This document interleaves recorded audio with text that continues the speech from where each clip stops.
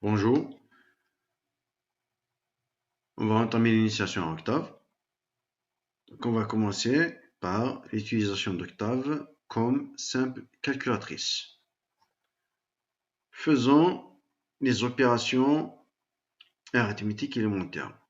Commençons par exemple par l'addition de deux chiffres. 1 plus 3.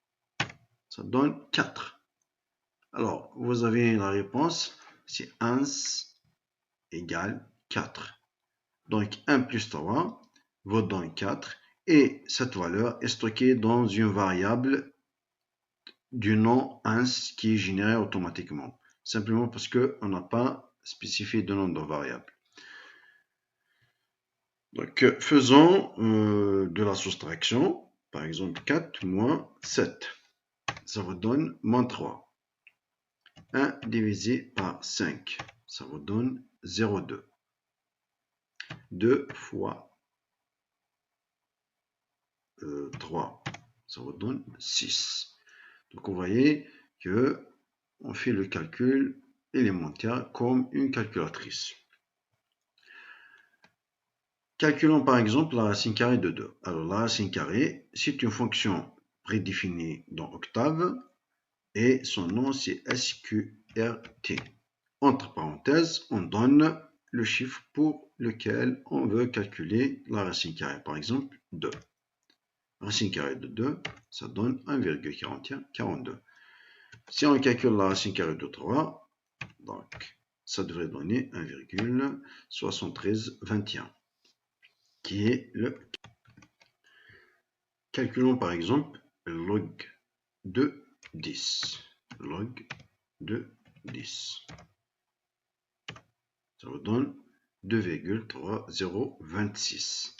Alors vous voyez bien que log de 10, ce n'est pas 1. Ça sous-entend que ce log LOG, ce n'est pas le logarithme décimal, mais plutôt le logarithme népérien, qu'on note généralement Ln. Donc sous Octave, le logarithme népérien est défini comme étant log, tout simplement. LOG. Si on veut calculer le logarithme décimal de 10, on va spécifier la base 10. Log 10 de 10. Et ça donne 1. Maintenant, calculons par exemple le logarithme népérien de, disons, de 2. Log de. Et voici le résultat. Si on veut calculer le log décimal de 2, on va juste écrire log 10 de 2. Et ça vous donne ce résultat. Et comme on sait que le logarithme décimal de x, si le logarithme népérien de x sur le logarithme népérien de 10, donc on peut essayer de vérifier le résultat. Logarithme décimal de 2, donc on va écrire log népérien de 2 divisé par log népérien de 10. On verra le résultat. Ça vous donne 0,3013, qui est exactement la valeur du logarithme décimal de 2. Donc le calcul est correct.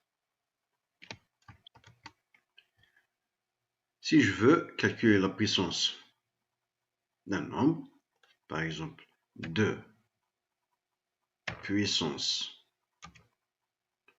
3, ça devrait donner 8.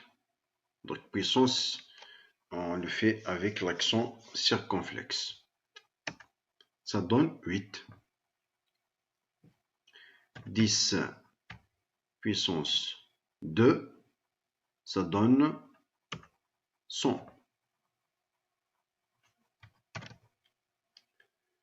Si je veux calculer par exemple 2 fois 10 puissance moins 3, donc j'écris 2 fois 10 puissance. Alors moins 3, je vais l'écrire entre parenthèses. Voilà, moins 3, ça donne 0,002. Il y a une deuxième façon d'écrire ça. Donc il suffit d'écrire 2e moins 3. Et ça donne la même chose. 2e moins 3. Donc E, ça représente en fait 10 puissance. Ici, moins 3. Maintenant, essayons de voir qu'est-ce qu'on a dans, en fait, l'espace de travail. Donc, on va afficher l'espace de travail à partir de fenêtre, afficher l'espace de travail. Là, on a en fait les noms de variables, le type, dimension, les valeurs. Donc là, vous voyez, vous avez 1, double, 1 fois 1, 0, 0, 2. Donc, tout ce qu'on a fait comme calcul dans l'espace de travail, on a une seule variable. Dans le nom, c'est 1. Et dans la valeur, c'est 0, 0, 0, 2. Donc, c'est la dernière valeur calculée. Dans l'espace de travail, on n'a rien d'autre. Tout ce qu'on a fait comme calcul, il n'est pas stocké parce qu'on n'a pas donné de nom de variable dans lesquelles on va stocker en fait ces valeurs. Donc, maintenant, on va essayer d'effacer l'écran. On va écrire CLC pour nettoyer l'écran. Voilà, on va effacer tout ça. Voilà, avec CLC, entrée. Ben, on a tout effacé. Simplement, regardez ici, donc l'espace de travail, ben, il y a toujours 1 dans la valeur, c'est 0,002. Donc, pour effacer toutes les variables, on va écrire clear all, ça veut dire effacer tout. Donc, on va effacer toutes les variables. Voilà.